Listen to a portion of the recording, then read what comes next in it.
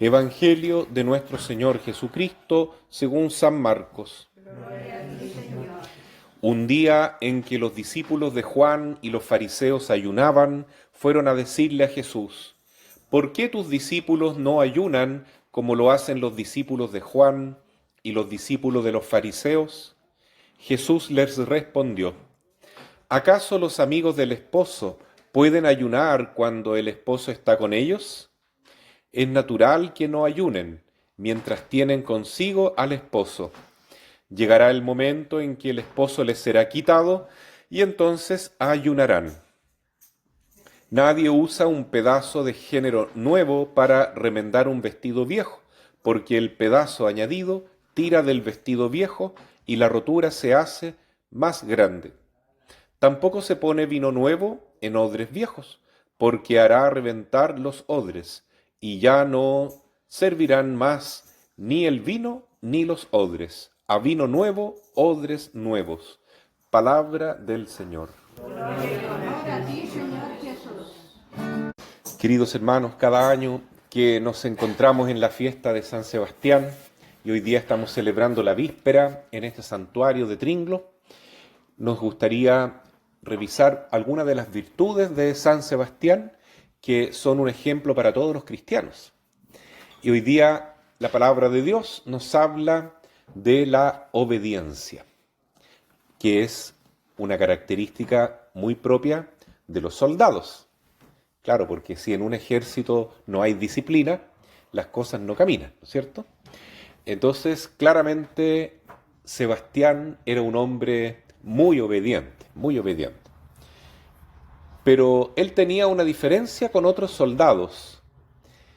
Él decía, igual como la palabra de Dios, primero hay que obedecer a Dios y después a los hombres, aun cuando esa orden humana venga de su superior inmediato, pero que va contra la ley de Dios, entonces no habría que obedecerlo. Curioso, ¿no? Porque Sebastián servía al emperador, era el guardia pretoriano, el guardia imperial que tenía que dar la vida, si fuera necesario, para defender la vida de su emperador. Y él estaba dispuesto a eso, pero no estaba dispuesto a ofender a Dios. Eso nunca. Y cuando se cometió esa gran blasfemia, ¿no es cierto?, de parte del emperador, cuando le obliga a Sebastián a arrodillarse delante de él y prenderle incienso, y postrarse y decirle: tú eres mi Dios. Y ahí Sebastián dijo: no, yo no puedo adorarte a ti, yo solo adoro al único Rey de Reyes, que es Jesucristo. Entonces el emperador le dijo: mira, hagamos lo siguiente, tú puedes seguir siendo cristiano, yo me voy a cerrar la vista, no voy a hacer nada, te voy a permitir porque tú eres muy buen guardia, y lo único que te pido es que te arrodilles una sola vez y digas: tú eres mi Dios, oh César, yo te adoro. Y Sebastián dijo: no, pues yo no puedo hacer eso, porque como igual Jesús le dijo a Satanás, ¿no?, solo a Dios adorarás. O sea, no podemos desobedecer nunca a Dios, nunca, nunca. En la primera lectura vemos la historia del primer rey de Israel, que se llamó Saúl. Fue el primer rey, año 1000 antes de Cristo más o menos, que fue ungido por el profeta Samuel.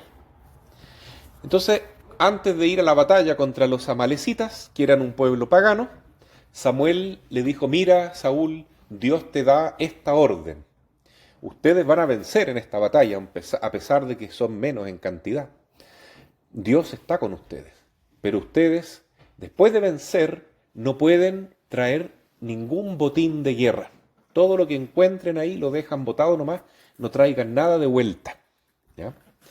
Entonces Saúl escuchó eso, era el rey, se supone que tenía que obedecer a Dios, pero le entró por un oído y le salió por el otro.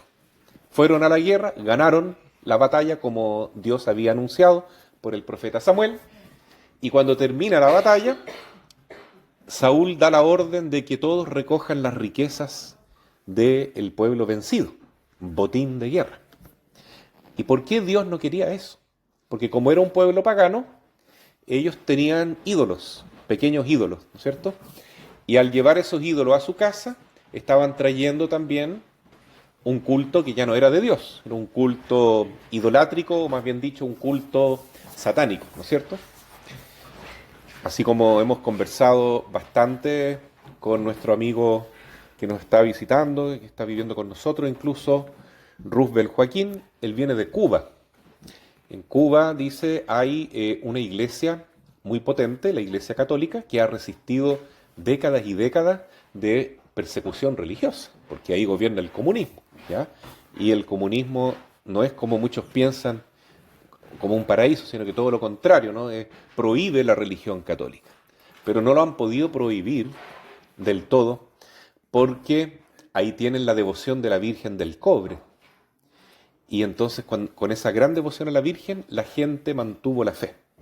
Y las abuelitas siempre le enseñaban, así por debajo, la fe y la catequesis a sus nietos. Entonces la fe, por décadas y décadas, fue pasando de generación en generación.